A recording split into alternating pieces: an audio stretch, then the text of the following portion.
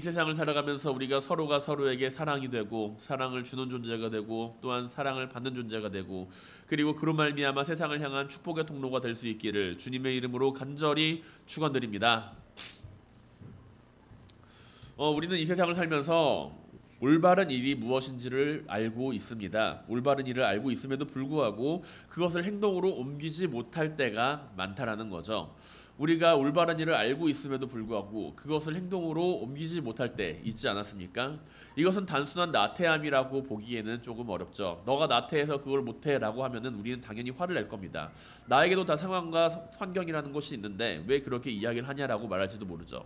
그런데 그럼에도 불구하고 우리는 그 가운데 불편한 마음을 가지게 되기 마련입니다. 우리의 신념과 행동 사이에서 발생하는 인지 부조화 때문이라는 것이죠. 인지 부조화란 뭘까요? 인지 부조화란 심리학자 레온 페스팅거가 제안한 개념으로 사람이 자신의 태도나 신념이나 행동 간에 있어서 불일치를 경험할 때 이를 해소하려는 심리적인 욕구와 긴장을 의미한다고 말합니다. 예를 들어서 길가에 쓰러진 사람을 보면 대부분의 사람들이 그를 도와야 한다라고 하는 인식을 가지고 있습니다. 하지만 실제로 눈앞에서 누군가가 쓰러진다라고 한다면 그것을 망설이거나 행동하지 못하게 되는 경우가 있고 그런 상황을 마주하게 될 때 자신들은 그로 말미암아 여러 가지 합리화를 시키게 되기 마련이라는 것이죠. 예전에 제가 한강에서 열린 선상 결혼식장에 갔었던 적이 있습니다. 그곳에서 저는 한 사건을 목격했습니다. 결혼식 도중 이제 신부의 아버지로 오셨던 분이 갑자기 쓰러지신 거예요. 결혼식장에서. 주변의 하객들은 걱정하면서 웅성웅성 걸었습니다. 그러면서 이제 어떻게 해야 되지 하고 있을 때 가장 먼저 달려온 것은 그 사람의 가족이었습니다. 주변 사람들은 상황을 추측하면서 떡이 먹다가 목에 걸린 것 같다. 혹은 기저질환 때문일 수 있다라고 하면서 여러 가지 이야기를 하지만 119 구조대가 도착해가지고 신속하게 위기가 넘기기까지 그곳에 앞서 나가서 그 사람을 도우려고 하는 사람들은 그리 많지 않았다라는 거죠. 그 가족들을 제외하고서는 아마 대부분의 하객들은 어이구 이걸 어째? 라고 하는 상황에 머물러 있었다라는 것입니다. 다행히 119 구조대가 신속하게 도착해서 위기를 넘겼지만 많은 사람들이 도와야 한다는 사실을 알면서도 행동하지 못하는 모습을 보여줬다라는 것이죠. 이것은 인지 부조화가 작동하는 대표적인 사례라고 할 수가 있습니다. 사람들은 자신의 신념과 행동이 불일치할 때 보통 4가지 방법으로 그런 상황을 해소하고자 노력합니다. 첫 번째로는 태도를 바꿉니다. 나는 이제 금연하겠다 라고 생각을 하면서 이제 그 이야기를 한다라는 거죠. 둘째로는 이제 행동을 바꾸기도 합니다. 실제로 금연하는 사람들이 있어요. 담배를 피는 것에 대해서 우리는 건강이 안 좋다는 것을 알고 있지만 그것에 대해서 첫 번째로는 우리는 태도를 바꾸기도 하지만 행동을 바꾸기도 한다라는 것이죠. 자, 세 번째로는 어떤 사람이 있을까요? 새로운 인지를 추가해서 부조화를 완화합니다. 우리 할아버지도 담배를 피웠지만 건강했어 라고 이야기를 하면서 자기 자신이 알고 있는 그 사실과 내가 하고 있는 행동에 대해서 그 부조화를 극복하려고 이야기를 하죠. 또한 모순되는 정보를 무시하기도 합니다. 담배에 대한 건강 정보는 너무나도 왜곡된 거야. 너무나도 왜곡된 정보를 이제 가지고 있기 때문에 나는 그 정보를 접하지 않겠어 라고 이야기를 한다는 거죠. 우리는 이처럼 4가지의 태도로 우리가 마주하는 신념에 대한 그리고 행동에 대한 불일치에 대해서 이런 것들을 완화하기를 원한다라는 이야기입니다.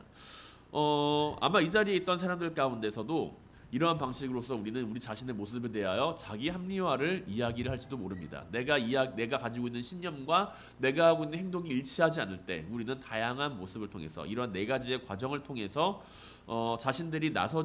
자신들이 그 행동을 하지 못하는 것에 대한 합리화를 가지게 된다는 거죠. 저 또한 마찬가지였습니다. 그 자리에 결혼식장이 함께 있었을 때 저는 얼마 전에 긴급 구조 교육을 받았었습니다.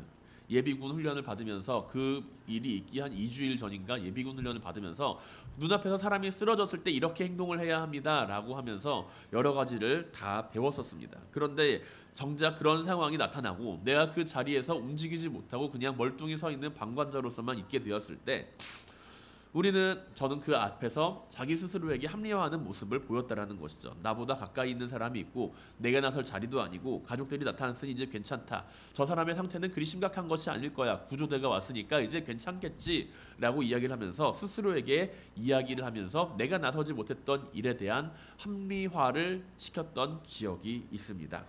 누구나 다 이런 모습 한 번씩은 가지고 있지 않을까요?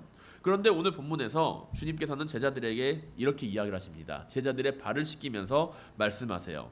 내가 주와 또는 선생이 되어 너희 발을 씻겼으니 너희도 서로 발을 씻어주는 것이 옳으니라.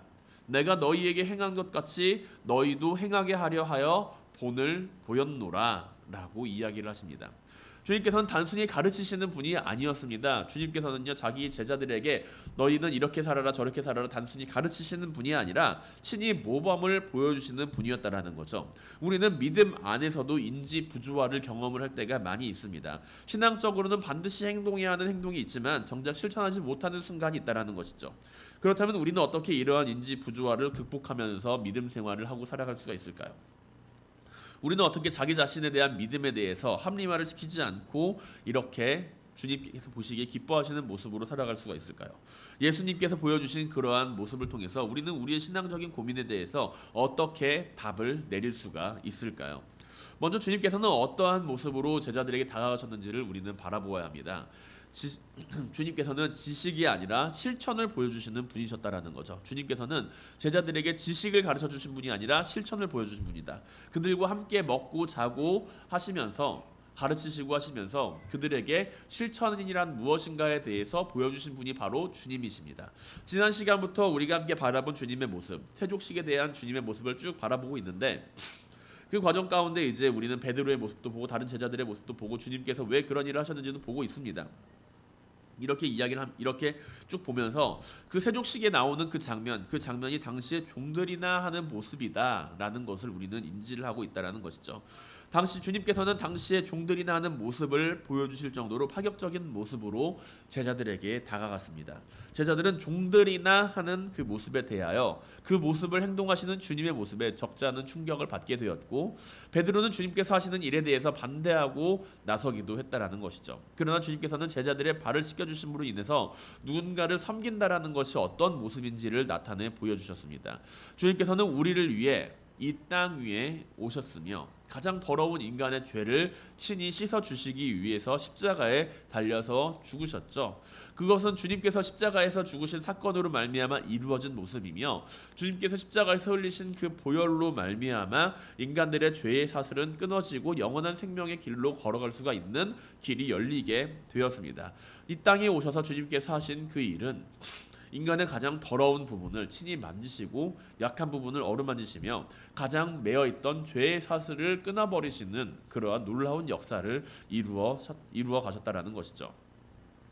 주님께서는 제자들이 이러한 모습을 바라보면서 단순히 섬김이 중요하구나, 다른 사람들을 섬겨야 하구나라는 사실을 알고 있는 것만으로 만족하지 않으셨습니다. 주님께서는 제자들이 아는 것에 만족하는 것이 아니라 그것을 행동하기를 원하셨다라는 거죠. 그렇기 때문에 주님께서는 3년이란 기간 동안 공생의 기간 동안 제자들과 함께하며 그들이 원하시는 것, 주님께서 원하시는 것이 단순히 지식적인 차원에 머물러 있는 것이 아니라 제자들이 행동으로 그것이 나타나게 되었을 때 그때야 비로소 주님께서는 제자들을 향해서 많은 것들을 나타내 보이셨음을 알 수가 있습니다. 주님께서 원하시는 것은 지식의 단계에 사람들이 머물러 있는 것이 아니라 실천의 단계로 나아가게 되는 것을 원하셨다라는 거죠. 주님께서는 요한복음 13장 15절에서 제자들에게 다음과 같이 말씀하십니다. 너희도 행하게 하려 하여 본을 보였노라 라고요. 이것은 단지 세족식 안에서만 머물러 있는 말씀이 아니라 주님께서 보여주신 공생애의 모든 전반적인 사역에 대한 부분들을 비추어 보았을 때 해당되는 말씀이라는 것을 우리는 알 수가 있습니다. 공생애에 있어서 가장 클라이막스에 해당하는 성만찬과 성찬식과 세족식 단계에 이르러서 주님께서는 하신 말씀이 내가 너희에게 본을 보여주었다라고 이야기를 하시며 너희도 행하게 하기 위하여 나는 본을 보였노라 라고 말씀하신다라는 것이죠. 주님께서 보여주신 그 모습, 공생기간 동안에 보여주신 모든 모습은 제자들에게 본을 보여주신 모습이며 그것으로 인해 주님께서는 본을 보여주신 모습을 제자들이 연구하고 이해하고 그것을 지식으로 쌓아가는 것이 아니라 행하게 되기를 원하셨습니다. 그러나 제자들은 주님께서 그렇게 본을 보여주셨음에도 불구하고 그렇게 행동하지 못하였을 때가 많았다라는 것이죠. 그렇다면 우리는 어떤가요? 우리는 주님께서 보여주시는 그 본을 보여주시는 모습대로 그렇게 살아가고 있습니까? 아마도 그렇게 살지 못할 때가 더욱더 많은 것 같습니다. 주님께서는 우리에게 분명히 어떻게 하라고 본을 보여주신 분입니다. 그러나 우리는 주님의 본을 따라 살아가지 못하면서 오히려 잘못했다라고 회개하는 모습을 더욱 많이 가지고 살아갈 때가 많다라는 거죠. 사랑하고 살라고 주님께서는 가르치셨으나 우리의 삶에서는 실제로 미움과 시기와 질투를 품고 살아가는 경우가 더욱 많이 있습니다. 이러한 가운데 우리는 우리의 믿음에 대해서 그것을 정당화하거나 합리화시키기 위해 노력합니다. 내가 하지 못하는 이유는 이것 때문이야. 내가 두렵기 때문에, 실천하는 습관이 없기 때문에, 내가 안 해도 누군가는 하겠지라는 생각을 하면서 우리는 우리의 믿음이 행동으로 나아가는 단계를 이루지 못하고 머물러 있을 때가 많다라는 것이죠. 그렇게 주님께서는 우리에게 말씀하십니다. 내가 너희에게 행한 것을 너희가 아느냐라고요. 내가 너희에게 행한 것을 너희가 알고 있니? 라는 사실을 주님께서는 우리에게 물어보시고 내가 보여준 그 본을 따라서 너희도 그렇게 살아가라 라고 이야기를 하고 있습니다. 내가 너희에게 행한 것을 너희가 아느냐? 이 말씀은 단순히 주님께서 우리의 가장 더러운 부분을 씻으셨다는 사실을 너희가 알고 있느냐라는 사실에서 머무르라는 질문이 아니라는 것이죠. 내가 너희에게 행한 것을 너희가 알고 있느냐라는 것은 그렇습니다 주님. 주님께서는 우리의 가장 더러운 부분을 씻기셨습니다 라고 하는 단계에서 내가 주님 앞에서 그렇게 이야기할 수 있는 부분이 아니라 이 질문은 우리의 마음속 더욱 깊은 곳을 찌르는 질문입니다. 내가 너희에게 행한 것을 내가 아느냐? 우리는 주님께서 행하신 것을 알고 있습니다. 그러나 그럼에도 불구하고 그것을 따라 살아가지를 못할 때가 많다라는 것이죠. 누군가의 발을 씻기기 위해서 내가 먼저 그 앞에 엎드려야 되지만 그렇게 되면 그 사람이 나를 발로 차면 어떻게 하지? 걱정하기도 합니다. 우리가 이러한 두려움 가운데 빠져 살아간다면 우리는 주님께서 보여주신 본을 따라 살아가지 못한다는 것이죠. 내가 하는 행동에 대한 부담감과 내가 가지게 될 피해를 바라보게 된다면 우리는 결코 주님께서 보여주신 길을 따라갈 수가 없습니다. 내가 안 해도 누군가 하겠지라는 생각을 하고 있다면 결국 우리는 타성에 젖게 되고 자기 합리화를 이루어가며 주님께서 걸어가신 그 길을 따라가는 것이 아니라 그 길을 바라만 보고 있는 사람들이 된다라는 것이죠. 누군가 하겠지. 내가 피해를 입으면 어떡하지? 저 사람이 나에 대해서 해코지를 하면 어떻게 하지? 그러한 생각을 하고 있을 때 우리는 그 어떠한 행동도 할 수가 없습니다. 우리는 주님께서 하신 선한 사마리아인에 대한 비유를 알고 있어요. 선한 사마리아인 어떤가요? 그 장면에는 선한 사마리아인만 등장하는 것이 아니라 제사장과 레위인들도 함께 등장을 합니다. 그들도 그들 나름대로의 이유를 가지고 있었기 때문에 그 자리에서 강도 만난 이웃을 돕지 않았습니다. 다른 사람들이 보기에도 분명히 합당한 이유예요. 저 사람은 분명히 저런 이유가 있어서 하지 못했을 거야 라고 우리는 생각할 수 있을 정도로 그 사람들 나름대로의 합당한 이유가 있었고 나름대로의 그 합리적인 행동을 하는 모습을 우리는 선한 사마리아인이라고 하는 비유에 대해서 바라볼 수가 있습니다. 그런데 그 가운데에서 레위인과 제사장의 행동에 대해서 우리는 그들의 행동이 분명히 올바른 행동이라고 이야기를 하지를 않는다라는 거죠. 분명히 이유는 있지만 이유는 있어요. 이유도 있습니다. 그런데 그 행동에 대해서 굉장히 불편한 마음을 가지고 있고 그것이 올바르지 않다라고 판단을 내린다라는 거예요. 그것에 대해서 누군가가 그렇게 시키지도 않았음에도 불구하고 길 가다가 쓰러져 있는 사람을 마주했을 때 강도 만난 사람을 만나게 되었을 때 그 사람이 죽어가고 있는 모습을 바라보면서 나는 이러한 이유가 있어서 저기를 그냥 벗어나고 그냥 가야겠다라고 하는 그 모습에 대해서 우리는 그 모습이 올바르다고 올바르지 않다라고 이야기를 할 수 있지만 그럼에도 불구하고 그 사람들이 하는 이유에 대해서는 납득을 하고 있다라는 거죠. 반면에 선한 사마리아인이라고 하는 그 사람은 그 강도 만난 사람이 자신을 싫어할 거라고 하는 그 사실을 명제를 알고 있었어요. 저 사람은 유대인, 나는 사마리아인, 내가 저 사람에게 다가가는 것을 저 사람은 싫어해. 유대인들 사이에서 사마리아인은 멸시천대를 당하는 사람들이야. 내가 저 사람들에게 미움을 당하고 있는데 저 사람을 내가 과연 도와줘야 되는 거야? 오히려 선한 사마리아인이라고 하는 사람은 지극히 합리적으로 생각을 했을 때 그를 돕지 않을 이유가 가장 많은 사람이라는 거죠. 내가 그동안 당해온 게 얼만데 라고 생각을 하며 가장 그를 돕지 않을 합리적인 이유를 가지고 있는 사람이 바로 사마리아 사람이에요. 그런데 그 사람은 오히려 자신이 가지고 있는 합리적인 행동과 이유를 바라보는 것이 아니라 그 사람을 바라봅니다. 강도 만난 사람을 바라봅니다. 강도 만난 이웃을 바라봅니다. 그 사람이 나를 싫어하는 유대인이라는 사실을 알고 있음에도 불구하고 그는 유대인을 바라보는 것이 아니라 강도 만난 사람을 바라봅니다. 여러 가지 합리적인 이유가 있지만 그는 자신이 마주하는 그러한 합리화에 따라가는 사람이 아닌 그 사람을 바라보며 그 사람을 돕는 것을 선택한다라는 것이죠. 가야바 대제사장의 집 앞에서 베드로는 주님을 부인합니다. 대제사장의 종들이 베드로에게 당신이 나사렛 예수 사람과 한패지요? 라고 질문을 할 때 주님을 부인하고 저주까지 합니다. 무려 3번이나. 그는 이렇게 하는 것이 올바르지 않은 행동이라는 것을 몰랐을까요? 알았을까요? 알았습니다. 알고 있었습니다. 그렇기 때문에 눈물을 흘리고 통곡하였고 주님을 바라볼 수가 없었습니다. 우리는 우리가 어떻게 살아가야 하는지에 대해서 알고 있어요. 그리고 주님께서는 그렇게 사는 것이 옳다는 것을 몸소 깨닫게 해주신 분입니다.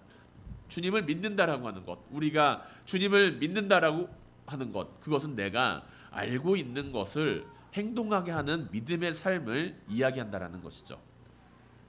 내가 옳다고 말하는 것이 아닌 우리 안에 창조된 하나님의 형상을 따라서 살아가는 삶에 대해서 주님께서는 말씀하십니다. 우리의 삶에 대해서 창조된 하나님의 형상을 따라 살아가는 삶, 그 삶에 대해서 주님께서는 그것이 올바른 삶이라는 것을 보여주신 분이라는 것이죠. 우리는 그 삶에 대해서 알고 있을까요? 모르고 있을까요? 알고 있습니다. 우리는 알고 있어요. 내가 옳다고 말하는 것이 아닌 우리 안에 창조된 하나님의 형상을 따라 살아가는 삶이 옳다는 것을 알고 있습니다. 그런데 왜 우리는 아는 대로 행동하지 못하고 있는 것입니까? 그 이전에 우리가 알고 있는 것은 무엇이며 나는 그것을 어떻게 행동으로 나타내지 못하고 있습니까? 나는 분명히 알고 있어요. 올바른 일이 무엇인지. 유대인을 바라보는 것이 아니라 사람을 바라봐야 하며 그 사람을 바라보는 일이 중요하고 그 사람을 사랑하는 일이 중요하다는 사실을 우리는 알고 있습니다. 그러나 우리는 그 사람을 바라보기 전에 유대인을 바라보고 직책을 바라보고 직분을 바라보면서 내가 저 사람을 돕지 못하는 이유에 대해서 이야기를 한다라는 것이죠. 그러나 우리가 알고 있는 것은 진짜 알고 있는 것이 아니라 내가 알고 있는 것을 덮어가는 알아감이라는 것입니다. 주님께서는 우리에게 그렇게 새 계명을 주십니다. 서로 사랑하라는 것이죠. 내가 너희에게 새 계명을 주노니 너희는 서로 사랑하라. 서로 사랑하라는 것입니다.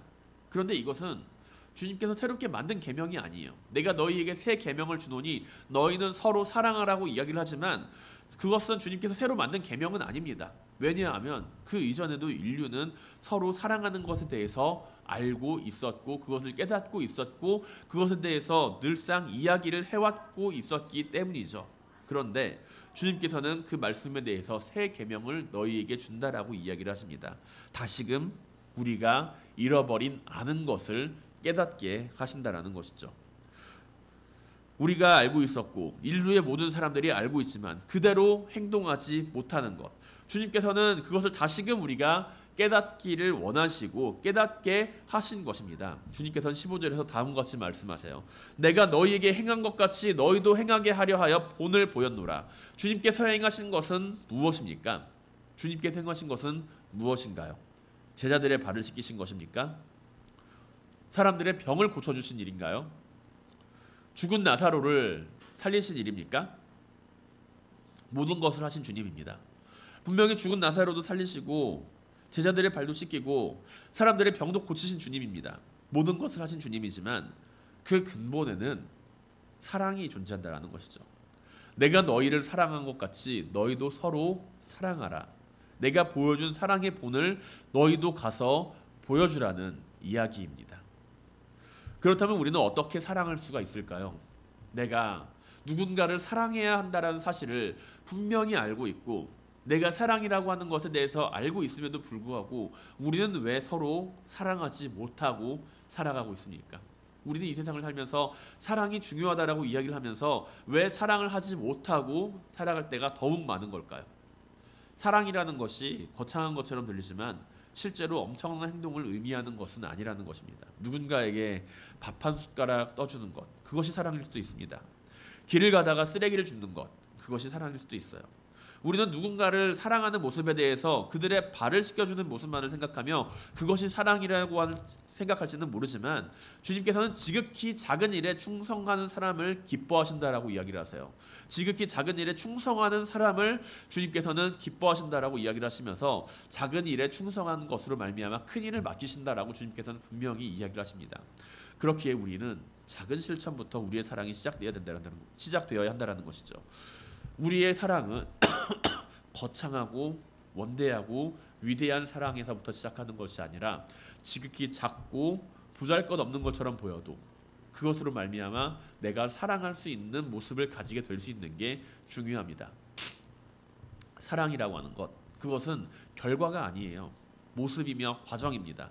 내가 누군가를 사랑하기 때문에 그 사랑이라는 결과가 나타나는 것이 아니라 내가 누군가를 향해서 사랑하고 있는 그 모습이 바로 사랑이라는 것이죠. 그런데 우리는 결과만을 바라봐요. 내가 누군가를 사랑하는 그 모습만을 바라봅니다. 내가 누군가의 발을 씻겨주는 모습만을 바라봅니다. 선한 사마리아인처럼 내가 강도 만난 이웃을 바라보았을 때 그 사람을 세워주는 것을 내가 사랑이라고 생각을 합니다. 그러나 우리가 바라보는 사랑은 지극히 작은 일로부터 시작되어야 한다라는 것이죠. 그리고 그것은 훈련으로 우리의 모습을 이루어가게 될 것입니다. 작은 사랑의 실천, 그것이 쌓이고 쌓여서 신앙의 삶의 모습으로 이루어질 때 우리는 가장 중요한 순간, 우리의 행동이 발휘되어야 하는 순간, 그것을 망설이지 않고 행동할 수 있게 된다라는 것이죠. 선한 사마리아인은 그 평소에는 어떤 사람이었을까 생각을 해본다라고 한다면, 제가 생각했을 때 선한 사마리아인이라고 하는 그 사람은 평소에도 누군가를 돕기를 좋아하는 성격이 아니었을까라고 상상을 해봅니다. 누군가를 돕기 좋아하는 사람이 아니라면은, 눈앞에 쓰러진 사람을 처음 본 사람이라고 한다면 그는 그렇게 행동하기에 굉장한 용기를 가지고 있었던 사람이었겠죠. 우리가 누군가를 도와야 하는 순간 그것을 망설이지 않고 행동할 수 있게 되기 위해서는 내 삶에 있어서 작은 사랑의 결실들이 계속해서 차곡차곡 쌓여 있어야 한다라는 이야기입니다. 이를 위해 우리는 늘 기도해야 하겠죠. 성령님의 도우심을 구하며 살아가야겠죠. 내가 어떻게 살아가는 것이 좋은지 항상 말씀을 바라보면서 그것을 찾고 따라가야 하겠죠. 성령님의 도우심을 구하며 아는 것과 행동하는 것이 연결될 때 우리는 알게 될 겁니다. 내가 하는 그 행동이 나를 자유롭게 한다라는 것을요. 그것을 행동하지 못하며 자기 자신에게 합리화시키는 때 우리가 느끼는 그러한 부끄러움과 부담스러움과 자기 합리화가 아니라 내가 행동해야 하는 행동에 대한 원리를 알고 있고 내가 그 말씀으로 말미암아 나를 사랑하시는 주님의 그 사랑하심을 내가 바라보고 깨닫고 알고 있음으로 말미암아 주님께서 나에게 주어진 그 사랑이라고 하는 그 모습에 대해서 그것을 깨달아 알게 하심으로 말미암아 우리는 누군가를 사랑할 수가 있게 될 겁니다. 우리는 자기 자신에게 합리화하는 사람이 아니라 성령 안에서 그 일을 행동으로 이루어가게 될 것입니다. 야고보서 1장 22절에서 야고보 사도는 다음과 같이 우리에게 전합니다. 너희는 말씀을 행하는 자가 되고 듣기만 하여 자신을 속이는 자가 되지 말라. 우리의 삶이 말씀을 행하는 모습으로서 살아갈 수 있게 되길 바랍니다. 때로는 이러한 모습이 힘들고 어렵게 느껴질 수도 있어요. 그때마다 우리는 우리와 함께 주님의 길을 가는 이들을 바라보며 그들과 함께 나아가야만 할 겁니다. 그들을 돕는 일에 함께하며 믿음의 공동체 안에서 공동체적인 실천을 함께 이루어가야 할 겁니다. 우리가 걸어가는 그 길, 사랑이라고 하는 그 길을 걸어가는 것은 우리만이 아닙니다. 우리와 함께 걸어가는 사람들이 분명히 있습니다. 우리가 함께 모이는 이유는 선을 행하기 위함이며 그것을 이룰 수 있는 환경을 만들어 가기 위함입니다. 우리의 삶이, 우리의 공동체가 주님께서 말씀하시는 그 사랑의 본을 따라 살아갈 수 있는 모습으로 살아가게 되기를 주님의 이름으로 간절히 축원드립니다. 우리의 삶은 늘 부조화가 넘쳐나는 삶이죠. 늘 부조화를 이루면서 살아가는 사람들이 바로 우리의 삶의 모습입니다. 그것은 믿음의 모습 안에서도 마찬가지입니다. 주님께서는 우리의 주님이시며 선생님이십니다. 그러한 주님께서 우리에게 본을 보여주시며 섬김의 모습에 대해서, 사랑의 모습에 대해서 알려주셨습니다. 그리고 그것을 단순히 지식적인 차원에서 머무르고 알고 있어라가 아니라 그것을 행하게 하기 위하여 우리에게 보여주셨습니다. 우리가 그렇게 알고 있는 것이 아닌 아는 것을 행하는 모습으로 살아가시기를 원합니다. 내가 너희에게 행한 것 같이 너희도 행하게 하려 본을 보여주신 주님의 모습을 따라 우리도 주님께서 보여주신 그 길을 나 혼자서가 아니라 함께 걸어갈 수 있기를 바랍니다. 비록 그 길이 넓은 길이 아니라 할지라도 좁은 길이라 할지라도 주님을 바라보며 쓰러지지 말고 쓰러지는 자들을 함께 세워나가며 나아가시길 바랍니다. 인간적인 사랑을 넘어서 주님께서 보여주신 하나님의 형상으로 창조된 사람으로서 우리가 함께 사랑하고 사랑을 나누며 사랑을 전하며 살아가게 되길 원합니다. 이 세상 속에서 주님께서 보여주신 그 본을 따라 살아가는 모든 성도님들이 되기를 주님의 이름으로 간절히 축원드립니다.